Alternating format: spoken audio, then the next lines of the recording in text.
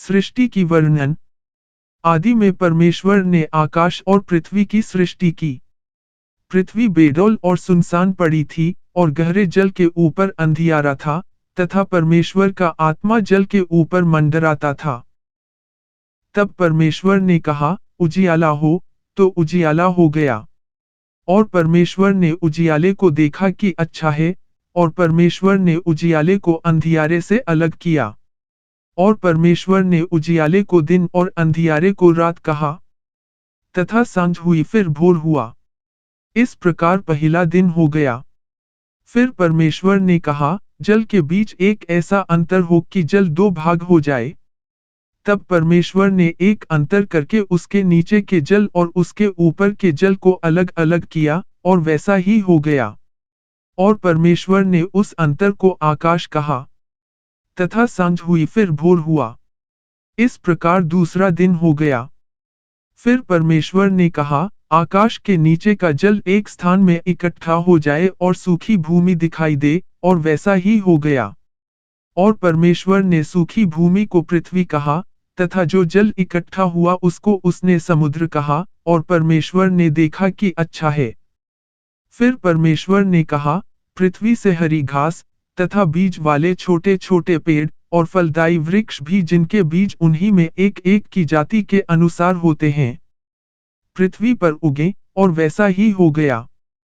तो पृथ्वी से हरी घास, और छोटे छोटे पेड़ जिनमें अपनी अपनी जाति के अनुसार बीज होता है, और फलदायी वृक्ष जिनके बीज एक एक की जाति के अनुसार उन्हीं में होते हैं, उगे, और परमेश्वर ने देखा कि अच्छा है।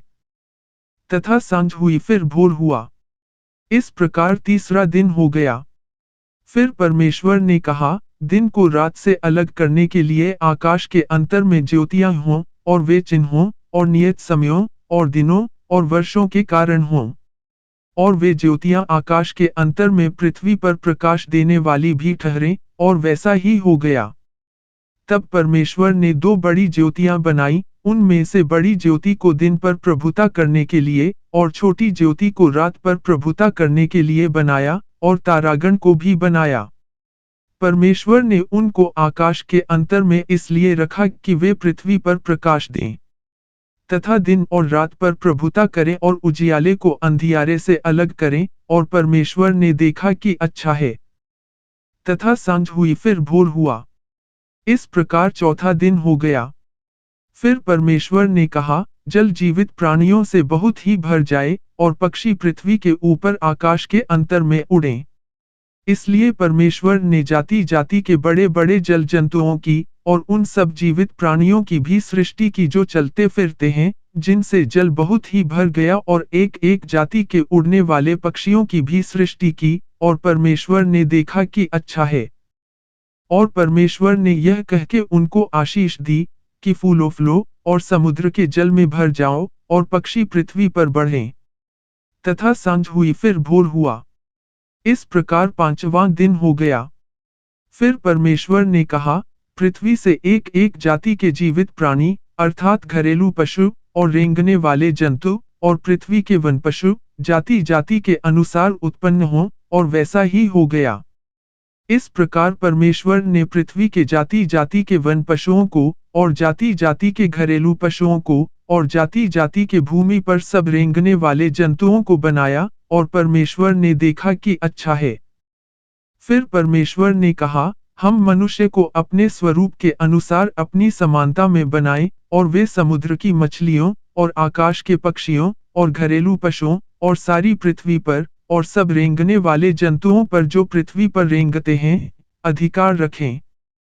तब परमेश्वर ने मनुष्य को अपने स्वरूप के अनुसार उत्पन्न किया, अपने ही स्वरूप के अनुसार परमेश्वर ने उसको उत्पन्न किया, नर और नारी करके उसने मनुष्यों की सृष्टि की।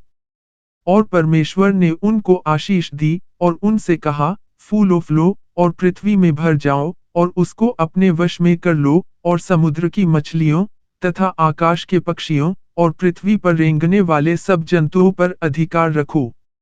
फिर परमेश्वर ने उनसे कहा, सुनो, जितने बीज वाले छोटे छोटे पेड़ सारी पृथ्वी के ऊपर हैं, और जितने वृक्षों में बीज वाले फल होते हैं, वे सब मैंने तुमको दिए हैं, वे तुम्हारे भोजन के लिए हैं।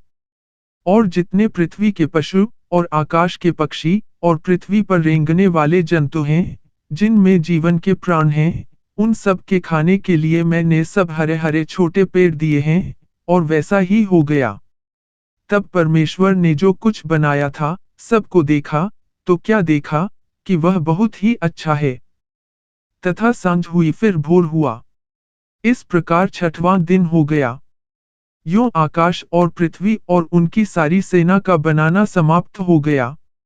और परमेश्वर ने अपना काम जिसे वह करता था सातवें दिन समाप्त किया। और उसने अपने किए हुए सारे काम से सातवें दिन विश्राम किया। और परमेश्वर ने सातवें दिन को आशीष दी और पवित्र ठहराया, क्योंकि उसमें उसने अपनी सृष्टि की रचना के सारे काम से विश्राम लिया। उत्पत्ति 1 अध्याय से 2 अध्याय 3 पद तक।